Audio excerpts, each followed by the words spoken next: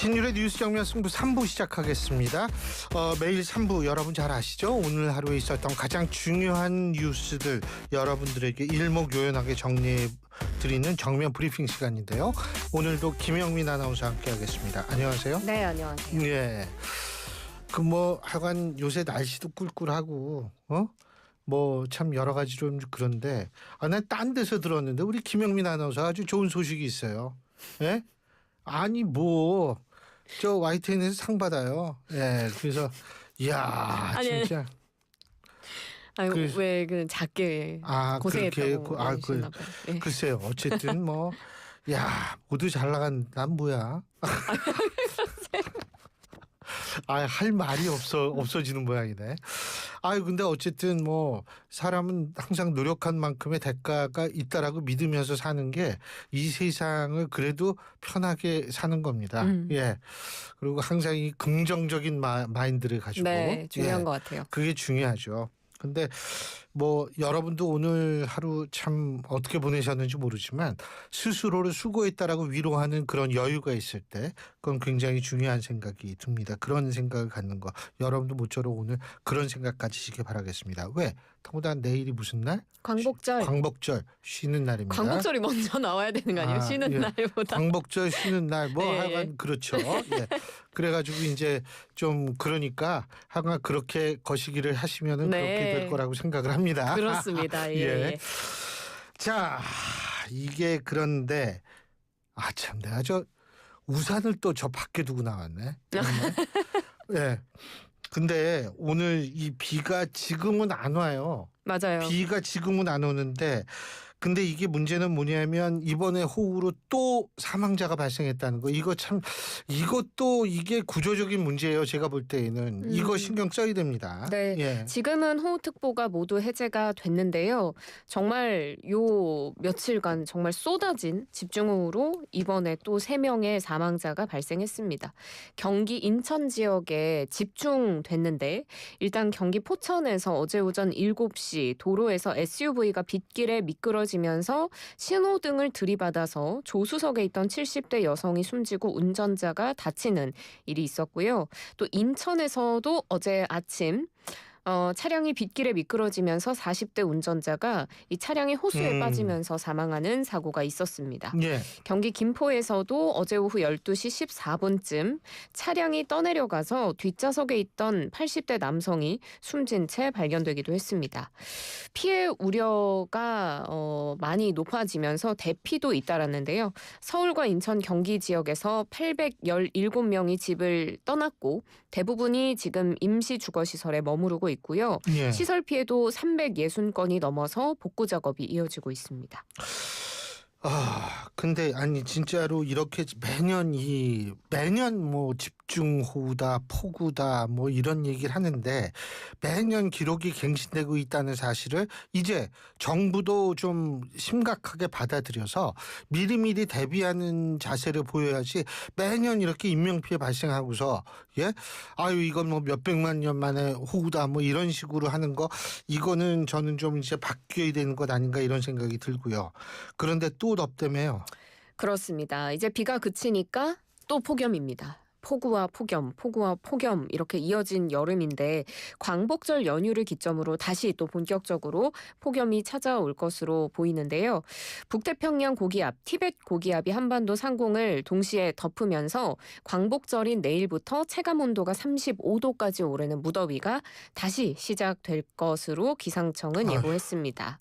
일부 비 소식도 내일 있긴 한데요. 오후까지 중부지방 일부에서 5에서 40mm의 비가 내릴 수 있겠고 경상권에서는 소나기 가능성도 있습니다. 그리고 나서 토요일인 16일부터는 전국적으로 맑은 날씨가 이어지면서 본격적으로 무더위가 시작이 될 텐데요. 아무래도 다음 주까지 체감온도 33도 안팎 그리고 남부 내륙은 특히 35도 이상까지 오르는 후텁지근한 찜통더위가 이어질 것으로 예상됩니다. 또 덥네. 근데 어쨌든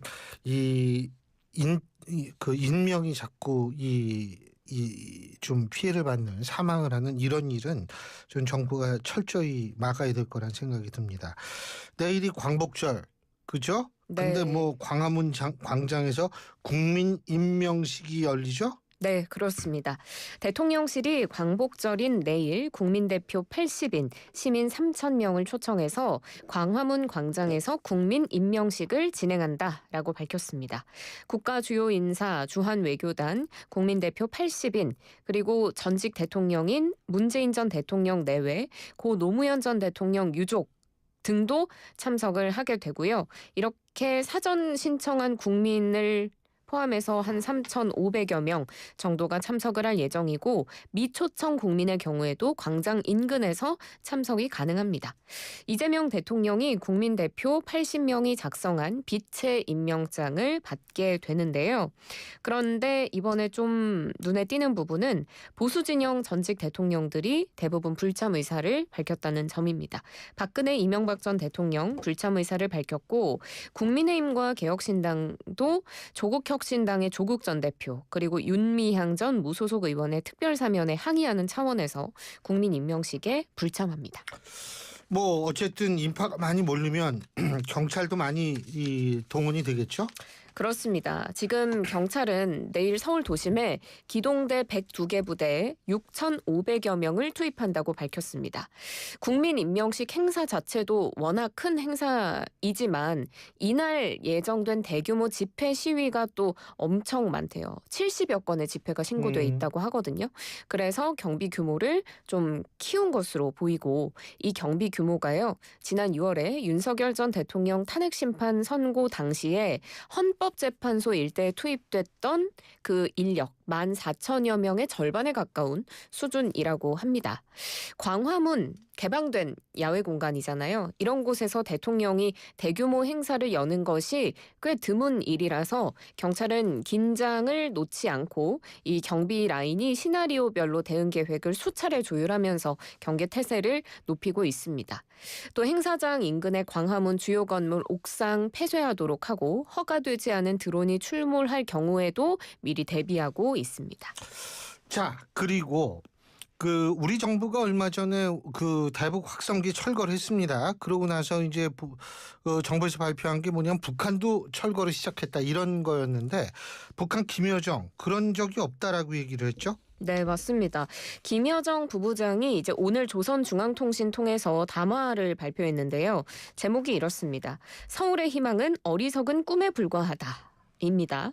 이런 이야기를 합니다. 한국 대통령은 자기들이 대북 확성기들을 먼저 철거하자 우리도 일부 확성기를 철거하고 있는 것 같다고 발언했다라면서 사실부터 밝힌다면 무근거한 일방적인 억측이고 여론 조작 노름이다. 이렇게 반박을 했습니다. 그러면서 우린 국경선에 배치한 확성기들을 철거한 적이 없고 철거한 의향도 없다라고 이야기를 했고요. 한미연합훈련까지도 거론을 해오면서 이런 항시적인 위협을 가해오는 위태하고 저열한 국가에 대한 입장이 보다 더 선명해져야 한다. 대한민국을 가장 적대적인 위협 세력으로 표현해야 된다. 이런 입장을 밝히기도 했습니다. 그런데 이거 잠깐 좀 짚어볼 게 뭐냐면 TV조선에서 단독으로 보도를 맨 처음에 했었죠. 뭐냐면 이게 철거를 한 건 맞아요. 근데 철거를 했는데 일부는 다시 설치가 됐고 그래서 뭐 여러 가지 설이 있습니다. 이 고장나서 고장난 거를 고쳐가지고 맞아요. 다시 했다. 그런 뭐 얘기 여러 있더라고요. 가지 있는데 그래서 이걸 재조정이라는 표현을 쓰더라고요.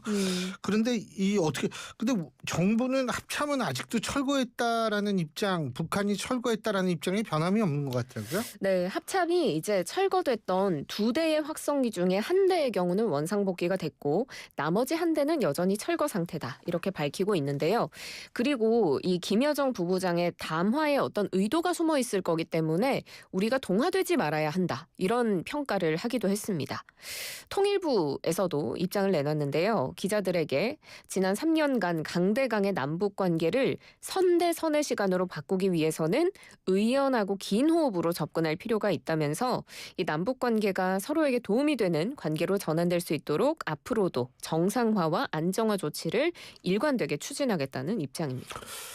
이거 뭐 다 좋은데 일단은 합참 얘기 그러니까 이게 철거를 하기는 했는데 반은 복귀가 됐다라는 음. 볼 수 있잖아요. 그러니까 철거의 비중을 두느냐 그리고 이게 나머지 한 대도 철거를 했는지 복귀가 할 예정인지는 우리가 잘 알 수 없으니까 그러니까요.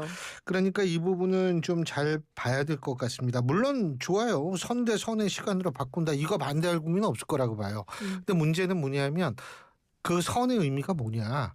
북한이 핵을 가진 상태에서 선이라고 얘기를 하는 것을 선이라고 받아들일 수 있느냐 하는 부분에 대한 국민적 공감대도 좀 형성이 돼야 될 것 같아요. 무조건적으로 우리가 선만을 얘기할 수 있는 시기는 지나지 않았나라는 것이 개인적인 생각이고 그리고 아기상어 야 이 노래 불러주세요. 이거 싫어요. 근데 이거 이게 결국 이 뭐죠? 표절이 아니다 이거잖아요. 아, 그렇죠. 음. 그 관련해서 이제 미국의 작곡가와 한국의 제작사가 네. 소송을 벌였는데요.